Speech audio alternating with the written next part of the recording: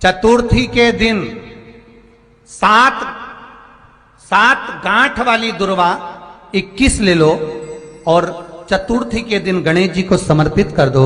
पंचमी तिथि को उस दुर्वा को उठाकर दूध में डाल दो और उस दुर्वा को दूध में डालकर उस दूध में उस दुर्वा को मल लो और जिसके सफेद चमड़ी पड़ गई हो, चर्म रोग हो गया हो, उस दूध को उस दुर्वा के साथ, दूध नहीं भी हो तो पंचमी के दिन दुर्वा का लेपन शरीर पर कर लें। आधे घंटे तक करने पर पंचमी को प्रदोष काल में स्नान कर लें। महाराज आपको चर्म रोग में आराम लग जाएगा, सफेद चमड़ी अपने असली रंग में आना प्रारंभ हो जाएगी। गणेश पुराण दुर्वा का मूल बता। महाराज 21 दुर्वा के 108 बंडल बना लो। अगर एग्जाम में बैठ रहे हो, सरकारी परीक्षा में बैठ रहे हो, पास नहीं हो रहे, नौकरी नहीं लग रही, बहुत जगह इंटरव्यू दे दिया, 21 दुर्वा के 108 बंडल बनाओ, उसकी माला बनाओ और देवी के मंदिर में, माता जगदम्बा के मंदिर में, अर्थात जहां शंकर पार्वती पूर्ण परिवार विराजमान हो, ऐसे देवी के मंदिर में गणेश जी के गले में वो माला अर्पण करिया है, अपना नाम बोलकर और जिस एग्जाम में बैठ रहे हैं उसका भाव वर्णन कर महाराज, और वहीं से एक पुष्प लेकर अपने कमरे में जहां पढ़ते हो कांच की प्लेट में उस फूल को रख दीजिए और दूसरे दिन एग्जाम के लिए चले जाइए। आपको उसका फल अवश्य मिलेगा, अवश्य मिलेगा, आप उसमें उत्तीर्ण होंगे, फल प्राप्त होगा। दुर्वा सुख का अनुभव करा देगा, आनंद का अनुभव। घर में शांति ही ना रहती हो, सुख ही नहीं है,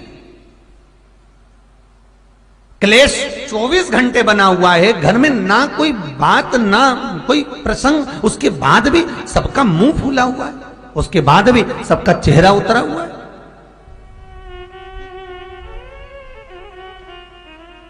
जिस घर में सुख और शांति ये दोनों चीजें नहीं हैं, वो निवेदन है लाल वस्त्र में लाल फूल रखकर उसमें थोड़ा धना, धना जानते हो, वो खड़ा धना आता है, धना पाउडर नहीं, धना, हरा धना, और 5 गोल सुपारी, जो गोल सुपारी होती है पूजन वाली सुपारी, 5 पूजन वाली सुपारी, 5 बेलपत्र इस लाल वस्त्र में रखकर घर के मध्य भाग में पूरे घर का केंद्र बिंदु मिला लो, पूरे घर का नाभि कोण मिला लो, पूरे घर का नाभि स्थल, मध्य स्थल मिलाकर वहां पटे पर रखकर कुंकू चावल से पूजन कर कर उस पर 3 बार पानी को फेर कर भगवान श्री गणेश जी महाराज के मंदिर में बिना बोले जो रख कर आ जाता है, उसके घर में कभी क्लेश नहीं होता, सुख और शांति ये दोनों प्रवेश कर जाती है। भगवान शंकर का शिवलिंग बेलपत्री के पेड़ के नीचे बनाना, साथ में गोबर के विनायक बनाना, गोबर का गणेश, और गोबर का गणेश बनाकर एक छोटी सी पिंडी जैसी माता जगदम्बा के लिए एक ढेली रख देना, गोबर की, महाराज मिट्टी या गोबर की। इन तीनों स्वरूप का पूजन आप करना बड़े प्रेम से, चंदन चंदन आदि अक्षत पुष्प समर्पित कर कर, कच्चा दूध तीनों पर चढ़ाना, दही तीनों पर चढ़ाना, शहद तीनों पर चढ़ाना, घी तीनों पर चढ़ाना, शक्कर तीनों पर चढ़ाना, पूजन कर कर एक इतना बड़ा लाल वस्त्र, लाल वस्त्र, उस लाल वस्त्र पर अपने हाथ के छापे बनाकर कामना कर कर कि हम पति पत्नी में कभी झगड़ा ना हो, प्रेम बढ़े, क्लेश ना हो, आनंद बढ़े, छापे लगाकर उस वस्त्र से उन मूर्तियों को ढाक देना, पूजन कर कर घी का दिया लगाकर ढाक दीजिए। 108 चावल के दाने लेकर एक एक चावल का दाना अपनी कामना कर कर उस वस्त्र पर डाल दीजिए।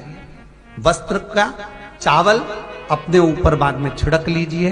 मूर्तियों का पूजन कर फिर वापस पूजन कर कर विसर्जन कर दीजिए। अगर अदालत में केस भी चल रहा होगा तलाक तक का, तो भी प्रेम बढ़ सकता है और आपका जीवन सुखमय हो सकता है, आनंदित हो सकता है। कोई पैसे नहीं दे रहा, अवश्य करें। कोई धन नहीं लौटा रहा, अवश्य करें। कहीं किसी कंपनी में आपका पैसा उलझ गया है, नहीं मिल रहा है, अवश्य करें, मिलेगा फल।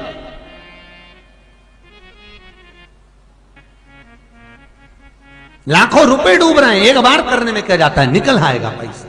कामना कर कर कर है दुर्वा। क्या प्रियता है? दुर्वा। कितनी दुर्वा गणेश जी को समर्पित करी जाती है? मात्र 5। कितनी? आज के जमाने में लोग गट्ठा बनाकर चढ़ा दें, वो अपनी जगह पर है। 5 दुर्वा पंचम इंद्रियों को वश में करने के लिए और भगवान के 5 जो स्वरूप हैं उनको अपने भीतर उतारने के लिए 5 दुर्वा। और दुर्वा में भी 3 गांठ। जब दुर्वा समर्पित करी जाती है तो उसमें नीचे दुर्वा की डंडी पर गांठ रहती है, 3 छोटी छोटी गांठें होना चाहिए। कितनी गांठ?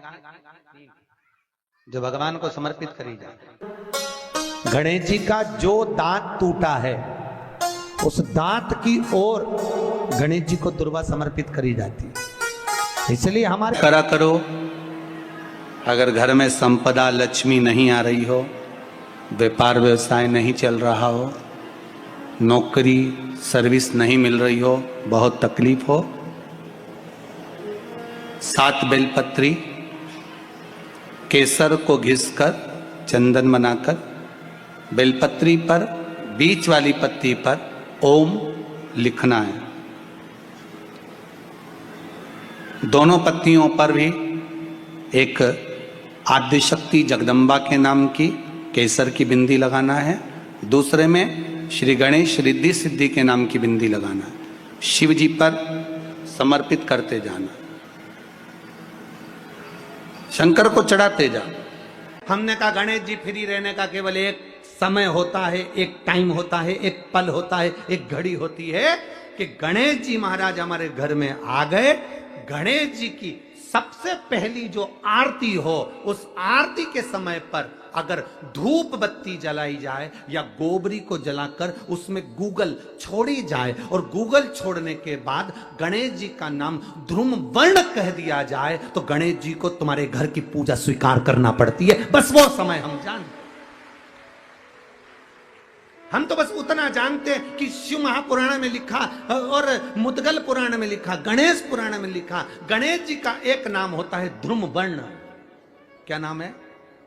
ध्रुम वर्ण गणेश जी का एक नाम होता है। जब हम धूप जलाकर और धूप लगाने के बाद में गणेश जी की सबसे पहली आरती करने के पहले अगर हम सबसे पहली आरती गणेश जी की कर रहे हो, अपने घर में स्थापना कर रहे हो, बिठा रहे हो, और तुम चाहते हो कि गणेश जी मेरे घर में आके मेरी पूजा को स्वीकार करें और जो मांगू मेरा गणेश मुझे दे 10 दिन के अंदर, तो पहला नाम लेकर पुकार लेना ध्रुम वर्ण विनायक, बैठो, बस काम हो गया। वो फ्री होकर आता है, वो बैठता है अलमस्तता में।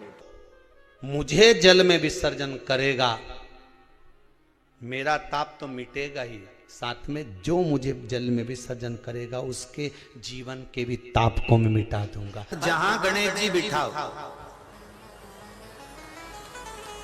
गणेश जी के आसपास में कम से कम एक हल्दी की और एक कुंकू की 2 बिंदी अवश्य लगाना चाहिए, रिद्धि और सिद्धि के भाव से। कारण क्या होता है कि जब हम गणेश जी का विसर्जन करते हैं तब हमारे घर में से रिद्धि सिद्धि नहीं जाना चाहिए। जब हम गणेश जी का विसर्जन करें तो वो जो 2 बिंदी हमने हल्दी और कुंकू की लगाई है वो रिद्धि सिद्धि के रूप में हमारे घर में रहना चाहिए।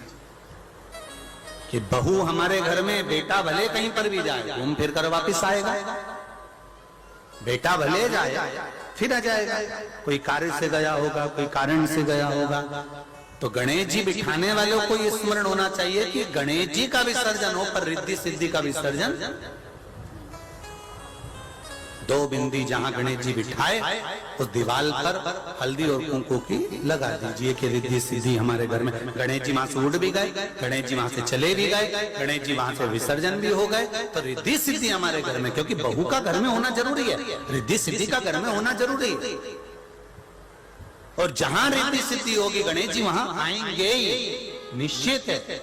रिद्धि सिद्धि का होना जरूरी है। घर में अपने जहां गणेश जी बैठे वहां पर दो बिंदी, एक हल्दी की एक कुंकू की, दो बिंदी ये भाव से लगाए। अगर बिंदी नहीं लगाना है तो दो स्वस्तिक बनाए, दो स्वस्तिक बनाए, वो भी रिद्धि सिद्धि का।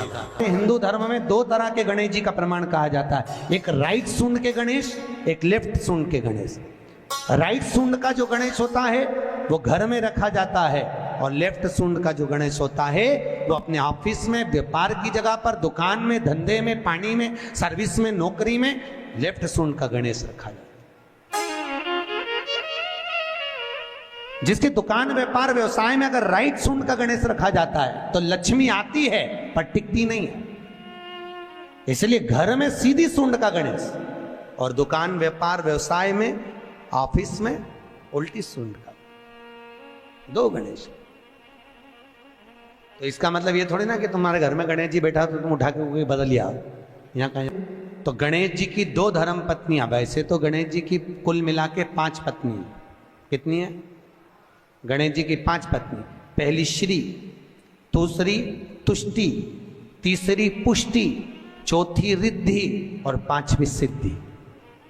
ये व्यक्ति के नाम के आगे जो लिखा रहता है ना श्रीमान, ये श्री संबोधन कहाँ से आया? और एक पीछे लिखते हैं, जैसे नाम के आगे लिखते हैं श्री और पीछे लगाते हैं जा में ई की मात्रा जी।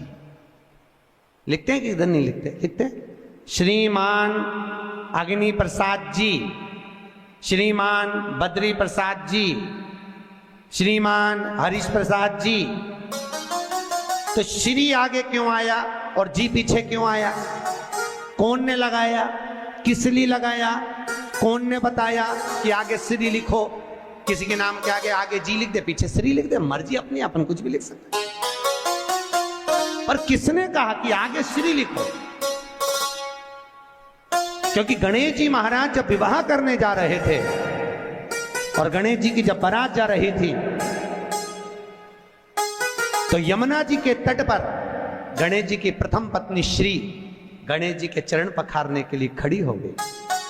और प्रथम गिनती में जब गणेश जी चलने लगे तो श्री ने उनके चरणों को रोक लिया और कहा, प्रभु मैंने आपका आवाहन करा है, मैं आपको अपने पति के रूप में देखती हूँ। भगवान गणेश जी ने कहा, तूने प्रथमता में मुझे पाया है, जिसके नाम के आगे तेरा संबोधन लगा रहेगा वो जगत में प्रसिद्ध होता चले जाएगा। इसलिए श्रीमान लिखा जाता है। जिसके घर में भगवान गणेश की नृत्य की मूर्ति लगी रहती है, उस घर में जितने भी परिवार के लोग रहते हैं वो कहीं ना कहीं 24 घंटे काम में लगे रहते हैं, पर उनको शांति रत्ती भर की नहीं मिलती है। तो शोक चला, गणेश जी ढोल बजा रहे हैं, वो मूर्ति का फोटो घर में लगा दिया। यदि देवता की अपमानजनक मूर्ति या स्मरण पूजन का भाव अगर कहीं लगाया भी जाता है तो उस घर में शांति रत्ती भर की नहीं रहती है महाराज। सतयुग में सिंह वाहन विनायक, त्रेता में मोर वाहन मोर ध्वज, द्वापर में चूहा वाहन गजानन, और श्री गणेश जी महाराज घोड़े पर विराजमान होंगे और उनका ध्रुमकेश नाम पड़ेगा। ये गणेश पुराण में श्री वेदव्यास जी वर्णन कर दिए महाराज। गणेश जी रिद्धि सिद्धि के साथ आपके घर में सदा विराजमान हो। सभी के घर में आज रिद्धि सिद्धि प्रवेश कर जाए। आप सबके घर में बुद्धि के देव गणेश जी के साथ इतनी रिद्धि सिद्धि आए कि आप भी अपनी जिंदगी में खूब शिव महापुराण की कथा, जैसे सोमवंशी परिवार करा रहा है हरदोई उत्तर प्रदेश से, आप भी अपने जीवन में एक बार शिव महापुराण की कथा करवा। चतुर्थी का व्रत करने वाली जो माताएं होती हैं, जो चतुर्थी का व्रत करती हैं, आज भी चतुर्थी मान्य हो रही होगी, तो चतुर्थी का जो व्रत करने वाली होती हैं, जो चतुर्थी का पूजन करने वाली होती हैं, उनके भीतर का एक भाव होता है कि जैसे ही शाम का समय आए चंद्रदेव का पूजन करें, चंद्र जब प्रकट हो जाए, कलश भर लिया, उसके नीचे आखा दाना रख दिया, चावल गेहूं जो भी आप रखते हो पूजन के लिए, ऊपर पात्र आदि रख दिया जलाशय, फिर अपन ने घी का दिया लगाकर पूजन भी कर ली। तो जो चतुर्थी का पूजन करने वाली होती हैं, जो चतुर्थी का नियम व्रत धारण करने वाली होती हैं, बड़ी बड़ी चतुर्थियां करती हैं या उसका नियम धारण करती हैं, तो चतुर्थी का जो पूजन करती हैं वो किस चीज के लिए होता है? केवल संतान, पुत्र, परिवार, हमारा कुटुंब, हम जिस कुल में हैं, हमारा कुल वैभव की ओर बढ़े, संपदा की ओर बढ़े और उसकी आयु बढ़े, उसकी आयु बढ़े, वैभव बढ़े। बहुत ध्यान दीजिएगा महाराज, चतुर्थी की पूजन में जो आप आखा दाना रखते हो, गेहूं वगैरह कुछ भी जो भी रखते हो, उसकी बड़ी महत्वता होती है महाराज।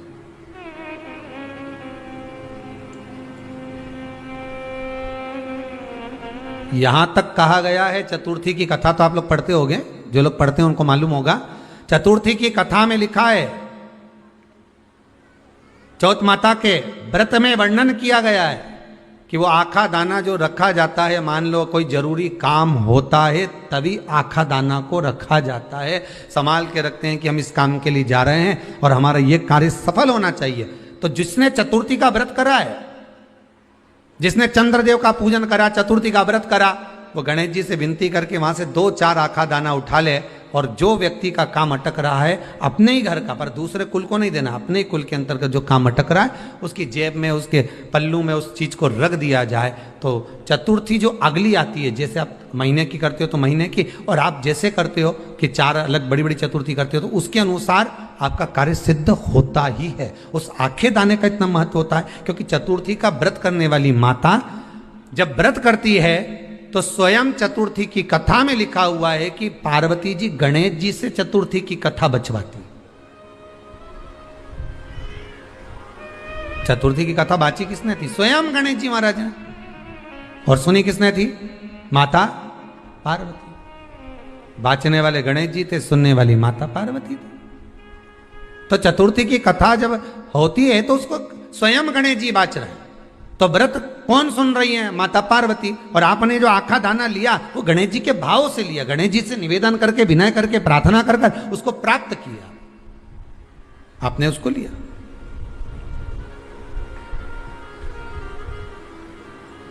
फल प्रदान कर देता है, कार्य की सिद्धता देता है। और एक और चीज ध्यान रखिएगा, जिसको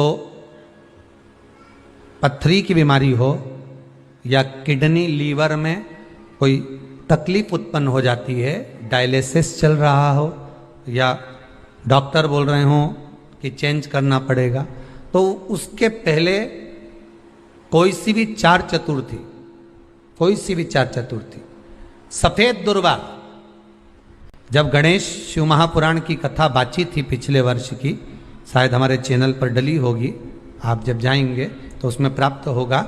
तो सफेद दुर्वा, और दुर्वा का भी वर्णन करा था कि दुर्वा कहाँ से उत्पन्न हुई थी, दुबा का भी व्याख्यान वर्णन करा था कि दुबा का महत्व क्या है, इसको अमृत क्यों कहते हैं, उसका भी वर्णन करा गया था कि सारे पेड़ पौधों को काट कर पटक दो, वो सूख जाते हैं, पर दुर्वा को भले काट लिया, 1 साल बाद वापिस ले जाकर डाल दो और पानी के अंदर दुर्वा हरी हो जाती है, अमृत कहते हैं उसको। तो उसमें सफेद दुर्वा, जिसका किडनी लीवर का प्रॉब्लम होता हो, उसको सफेद दुर्वा बाल चंद्र का स्मरण कर कर 7 बार घुमाकर वो सफेद दुर्वा सुबह के समय खाली पेट थोड़ी सी दुर्वा का भाग दांतों से चबा चबा कर उसको निगल लेना चाहिए।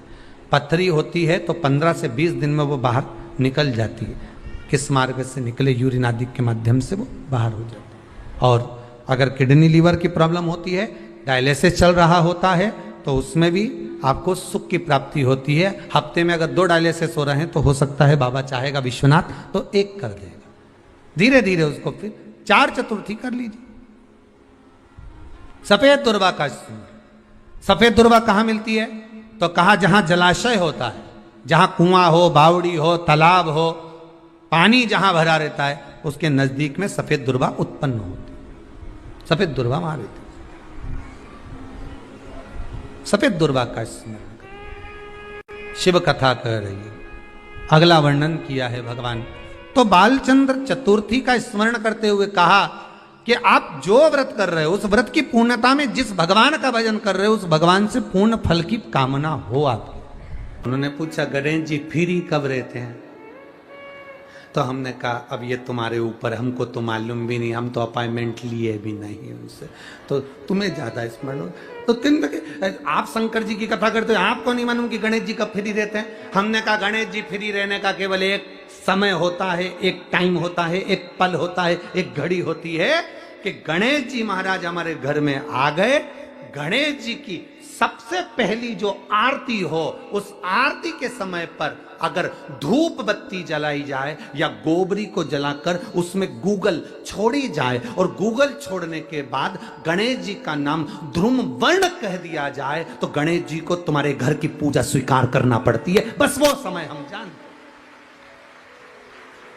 हम तो बस उतना जानते हैं कि शिव महापुराण में लिखा और मुद्गल पुराण में लिखा, गणेश पुराण में लिखा, गणेश जी का एक नाम होता है ध्रुम वर्ण। क्या नाम है? ध्रुम वर्ण गणेश जी का एक नाम होता है। जब हम धूप जलाकर और धूप लगाने के बाद में गणेश जी की सबसे पहली आरती करने के पहले अगर हम सबसे पहली आरती गणेश जी की कर रहे हो, अपने घर में स्थापना कर रहे हो, बिठा रहे हो और तुम चाहते हो कि गणेश जी मेरे घर में आके मेरी पूजा को स्वीकार करें और जो मांगू मेरा गणेश मुझे दे 10 दिन के अंदर, तो पहला नाम लेकर पुकार लेना ध्रुम वर्ण विनायक, बैठो, बस काम हो गया। वो फ्री होकर आता है, वो बैठता है, अलमस्तता में बैठता। अब वो हमसे पूछे समय क्या है? हमने कहा देखो हमारे को तो मालूम, बस इतना जरूर जानते हैं कि ध्रुम वर्ण नाम के मेरे विनायक जो जिनके शरीर से भक्तों के ताप मिटाने के लिए अग्नि तेज निकलता रहता है, जिनके शरीर से धुएं की भांति अग्नि प्रकट होती रहती है। अग्नि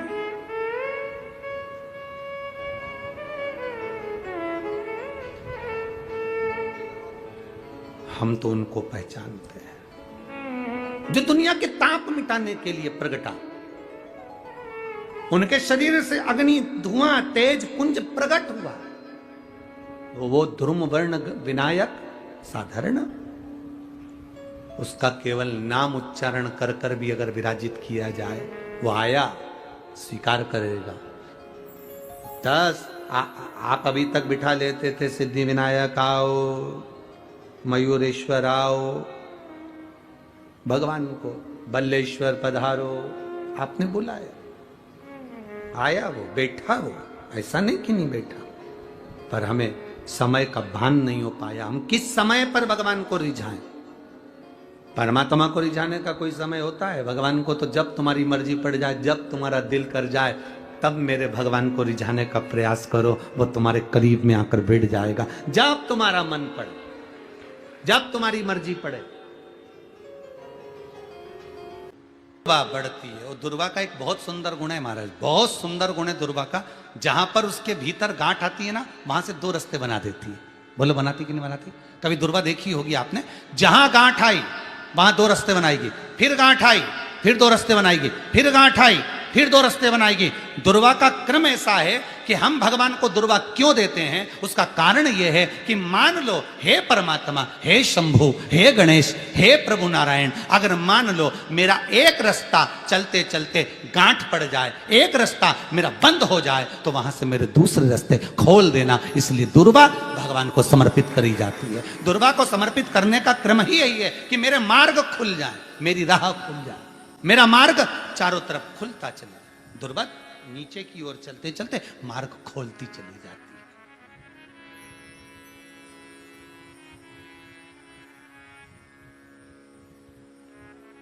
अमृत है ये, इसलिए नष्ट नहीं होती।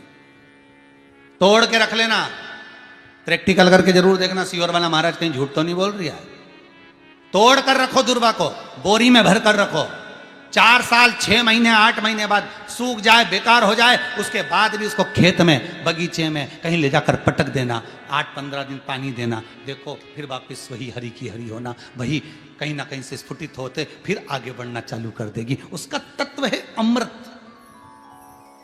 वो अमर है, मरती नहीं, फिर चालू हो जाती। शिव कहते हैं यही अमरता है, यही अमरता है कि दुख आया तो मरने की नहीं सोचना है। तकलीफ आई, कष्ट आया, रोग आया, बीमारी आई, थोड़ा सा तकलीफ आ गई, थोड़ी बीमारी आ गई, थोड़ा दुख आ गया, तो ये मत सोचना मैं मरना है, नहीं नहीं नहीं, अभी तो और जीना है। तो किस लिए जीना है? कोई कहेगा इसको कहीं आसक्तियां होंगी, घर की, परिवार की, कुटुंब की, कबीले की, इसलिए जीना चाहती है, इसलिए जीना चाहता है। नहीं, आसक्ति एक रखना कि मैं जीना इसलिए चाहता हूं, मैं और जीना चाहती हूं, इसलिए चाहती हूं कि अब मैं भगवान का भजन करना चाहती हूं। अभी तक मैंने परिवार, कुटुंब, कबीले, संसार के लिए करा, अब जितनी जिंदगी दी उस मालिक ने, अब मैं उसका भजन करूं। दुर्वा भगवान विष्णु को चढ़े, दुर्वा गणेश जी को चढ़े, दुर्वा शिव जी को चढ़े, दुर्वा ब्रह्मा को चढ़े, दुर्वा इंद्र को चढ़े, दुर्वा पितरों को चढ़े। इसकी फैक्ट्री नहीं चल रही हो, फैक्ट्री में बार बार कुछ तकलीफ आ रही हो, गाड़ियां नहीं चल रही हो, 4 व्हीलर गाड़ियां ले रखी हैं, कभी ट्रक गड़बड़ हो रहा है, कभी ट्रक में ये हो रहा है, कभी गाड़ी में ये हो रहा है, कभी बस में ये हो रहा है। बस एक काम करना है, दुर्वा का थोड़ा सा भाग लेकर पानी के लोटे में उसको डालकर 5 अक्षत के दाने उसको पटक कर उस गाड़ी के अंदर उस कलश को रख दो, बस आधे घंटे के लिए, और उस पानी को चक्के के चारों तरफ डालते डालते जाइए दुर्वा के साथ में, तकलीफ नहीं देगा। फैक्ट्री का भी यही प्रमाण है। दुर्वा में वो अमृत तत्व छुपा है जिसका सुख आनंद दे जाता है, आनंद। शिव पुराण कह रही है महाराज, दुर्वा का एक नाम और है, उसका नाम है अमृत जन्मा। क्या नाम है? अमृत जन्मा, दुर्वा का एक नाम और है। मारवाड़ी लोग इसको ध्रुवी बोलते हैं, ध्रुव बोलते हैं। दुर्वा का वो सुख, शंकर भगवान गौ माता दूध की धार लगाती है, इसलिए दुर्वा का दूध से बड़ा मिलन है, बड़ा आनंद है, बड़ा बड़ा सुख है। कोई भी ग्रह अनुकूल नहीं है, सब बेकार चल रहे हो, सब प्रतिकूल चल रहे हो, दूध के पात्र में दुर्वा डाल लो, पीपल के वृक्ष के नीचे चढ़ा कर आओ, राहु केतु शुक्र शनि जो भी गड़बड़ है सब सुधरना चालू हो जाता है। दुर्वा का वो सुख। जिस नदी में स्नान करो, तीर्थ में जाकर, उस नदी के पास में कोई बगीचा लगा हो, वहां की दुर्वा को तोड़कर स्नान करते समय नदी में मात्र विसर्जन कर देने पर पितरों को पिंड पहुंच जाता है। मात्र उस दुर्वा का विसर्जन कर देने पर पितरों को पिंड का भाग मिल जाता है। अभी ना तो तुम्हारे पास में आटा है, ना तुम्हारे पास में चावल है, ना तुम्हारे पास में पिंड है, ना कोई तुम्हें संकल्प छुड़ा रहा है, ना कोई तुम्हारे पास में वस्तु है, उसके बाद भी पितरों को भाग मिल रहा है। काय से? केवल एक दुर्वा के तत्व से। स्नान करने से पहले पवित्र नदी में, गंगा, यमुना, नर्मदा, सरयू आदि किसी पवित्र नदी में आप स्नान कर रहे हो, वहां के बगीचे में घूमकर आप जाते तो हो, पैदल ही नहाने जाते हो, तो घाट के आसपास में कोई बगीचा, वहां की दुर्वा तोड़ ली, एक दुर्वा नहाने से पहले अपने पूर्वजों पितरों के नाम से नदी में छोड़ दी। फूल तो छोड़ते ही हो, दिया भी छोड़ते हो, बस एक ही चीज नहीं छोड़ते, वो दुर्वा, और वो ही काम की, वही काम की। तुम कुछ छोड़ो ना छोड़ो, एक दुर्वा का भाग छोड़ दिया, वो पितरों के लिए सुख प्रदान करने वाला। शिव पुराण कह रही है महाराज, देवताओं को अमृत कितनी बार मिला? एक बार। दुर्वा को अमृत कितनी बार मिला? जम के बोलिए, 5 बार। कार्य सिद्धि के लिए 5 दुर्वा गणेश जी को चढ़ाई जाती है, आज भी नियम।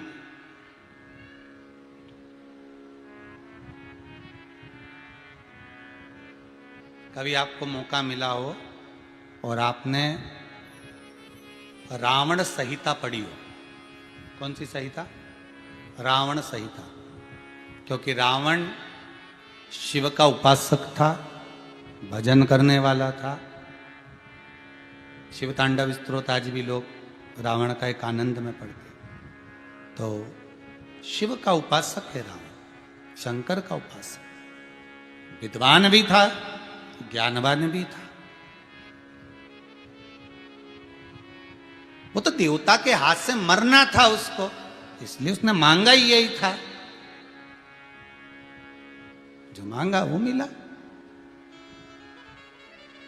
तो रावण संहिता अगर किसी ने पढ़ी हो तो उसको मालूम होगा, रावण संहिता में 4 तरह के तिलक का महत्व बताया। कितने तिलक? 4। उन 4 तिलक में सर्वश्रेष्ठ तिलक रावण बताता है।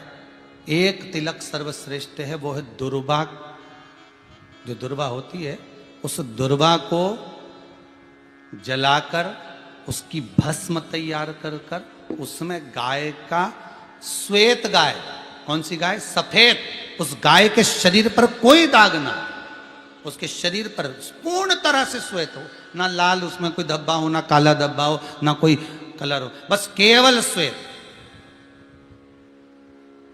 रावण संहिता में 4 तरह के तिलक का प्रमाण दिया। तो एक तिलक रावण संहिता में वर्णन आया, एक तिलक का जो व्याख्यान वर्णन किया गया, उसमें दुर्वा को जलाकर राख कर कर भस्म बनाकर उसमें गाय का घी, देसी गाय का घी मिलाकर और उसका बिंदी, उसका तिलक मस्तक पर लगाकर या नैनों में सुरमा लगाकर जो व्यक्ति जिस किसी से मिले वो उसका हो जाता है।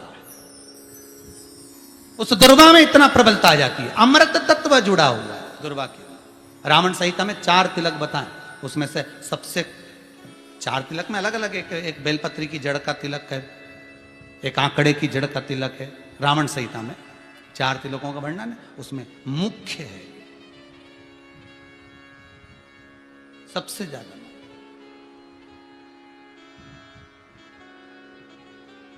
हम तो कहेंगे, अगर मान लो वैसे तो नौकरी करने जाओ, सर्विस करने जाओ तो आंख में काजल लगा कर जा नहीं सकते, नहीं तो लोग ही कह देंगे कहाँ से आया है। मालूम पड़े तुम नौकरी के लिए इंटरव्यू देने जाओ और आंखों में काजल लगा के चले जाओ, तो फिर भी एक प्रयास करना, फिर भी एक प्रयास करना। उस दुर्वा का जो काजल बनाओ, मूछे हो, दाढ़ी हो, कहीं कहीं पर भी उसकी एक बिंदी लगा कर चले जाओ, वो असर करेगी और आपको वो जॉब मिल ही जाएगा, ये पक्का है। उसमें आकर्षण होता है। दुर्वा आकर्षण का केंद्र करती है। आपको कभी आपके नयनों में दर्द हो रहा हो, जलन हो रही हो, तो आप दुर्वा, हरी भरी जहां दुर्वा हो वहां थोड़ी देर चलने का प्रयास करिएगा, आपके नेत्रों का विकार समाप्त हो जाएगा। दुर्वा में वो एक सुख है, वो अमृत छुपा हुआ, और एक बार का अमृत नहीं, 5 बार का अमृत दुर्वा के अंदर।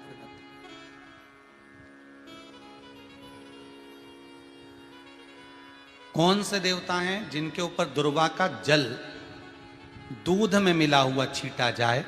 श्वेत गाय के। देखो दूध का प्रमाण बार बार दुर्वा के साथ आया, उसका कारण क्या है? क्या कारण हो सकता है उसका? उसका एक कारण है, समुद्र मंथन के समय पर सबसे पहले कुछ निकला था, तो समुद्र मंथन में सबसे पहले निकली थी गौ माता निकली थी। क्या निकली थी? गाय। सबसे पहले निकली थी गाय। और कितनी गाय निकली थी? 5। पहली नंदा, दूसरी सुभद्रा, तीसरी सुरभि, चौथी सुशीला, 5वीं बहुला। ये 5 गाय समुद्र मंथन में निकली। अब समुद्र मंथन में जब गौ माता निकली तो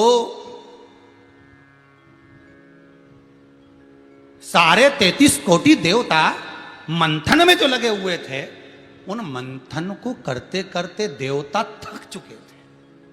सारे देवता थक चुके थे। बहुला सुरभि और सुशीला से बोली, सुभद्रा से बोली, नंदा से बोली, अपना काम है, एक काम करो, अपन आप रूप दूध की धार बहाना प्रारंभ करो। अपने आप दूध की धार हम मृत्युलोक में हम भेजें इन देवताओं के लिए, तो देवताओं को अमृत तत्व मिलेगा, आनंद होगा।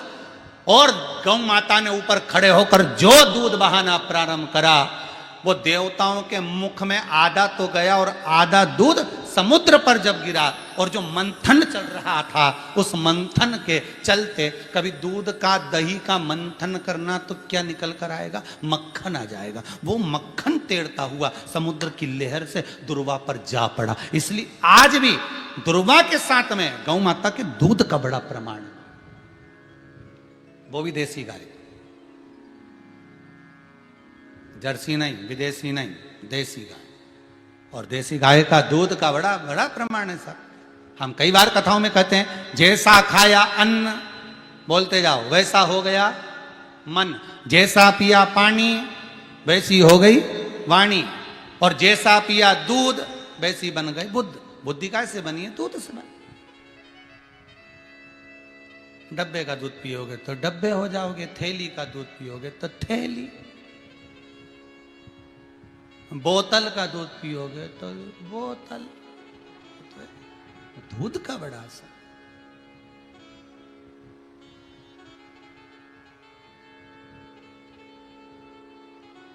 गौ माता के दूध का पान।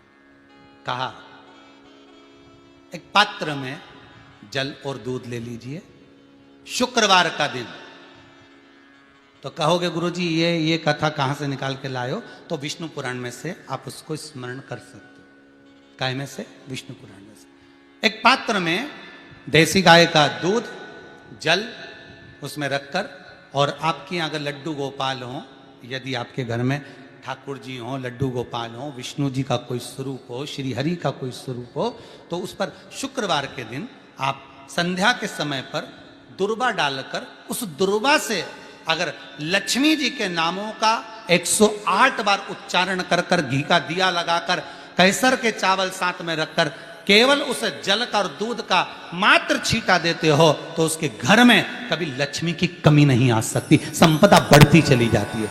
108 बार लक्ष्मी के नाम का मात्र उच्चारण कर लेने पर, भगवान विष्णु के चरणारविंद पर, भगवान विष्णु के चरणों पर केवल उस दुर्वा का, जल का, दूध का सींचन कर देने से भी लक्ष्मी की वृद्धि होती, लक्ष्मी देती।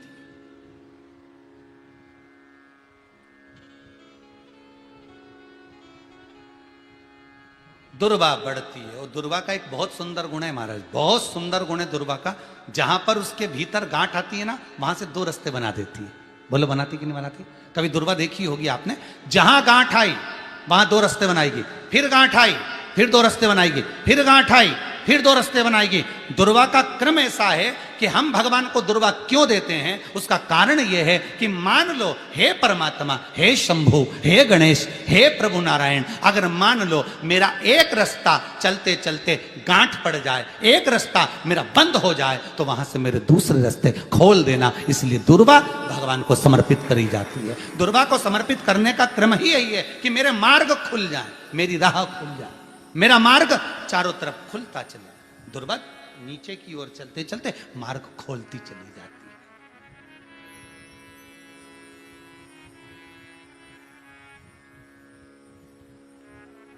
अमृत है ये, इसलिए नष्ट नहीं होती। तोड़ के रख लेना, प्रैक्टिकल करके जरूर देखना, सियोर वाला महाराज कहीं झूठ तो नहीं बोल रही है। तोड़ कर रखो दुर्वा को, बोरी में भर कर रखो।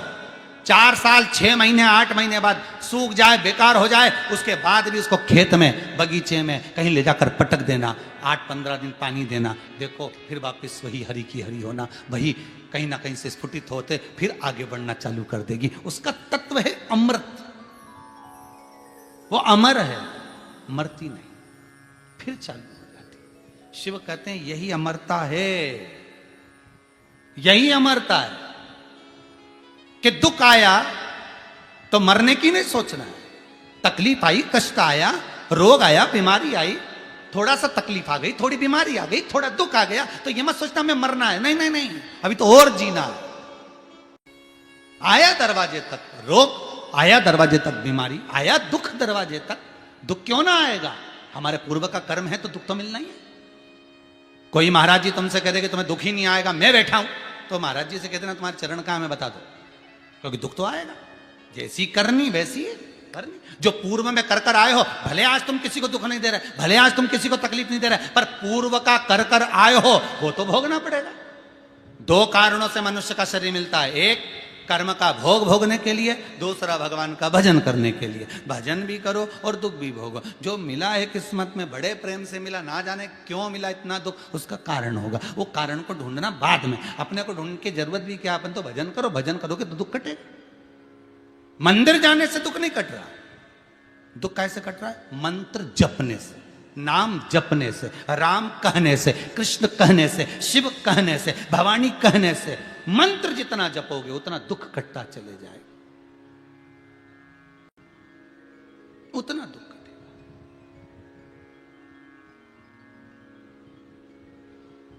भोला सब दुख काटो हमारा, ओ भोला सब दुख काटो हमारा।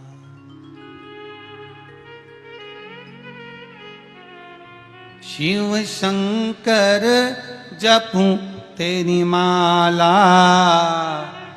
भोला